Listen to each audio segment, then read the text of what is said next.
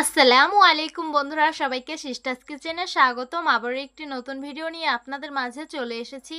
আপনাদের জন্য দারুণ একটি টক পানির রেসিপি নিয়ে চলে আসলাম। প্রথমেই সুন্দর একটি পাত্র নিয়েছি, এখানে আমি মিষ্টি তেঁতুল নিয়েছি, আপনারা চাইলে টক তেঁতুলও নিতে পারেন। কুচিয়ে রাখা মরিচ দিয়ে দিব, কুচিয়ে রাখা বিলাতি ধনিয়া পাতা দিয়ে দিব, পরিমাণ মতন টমেটো কেচাপ দিয়ে দিব, পরিমাণ মতন বিট লবণ দিয়ে দিব, পরিমাণ মতন সাদা লবণ দিয়ে দিব, 1 প্যাকেট ম্যাগি মশলা দিয়ে দিব, 1 চামচ লেবুর রস দিয়ে দিব। তারপর সামান্য পানি দিয়ে সব উপকরণগুলো সুন্দরভাবে মিশিয়ে নিতে হবে।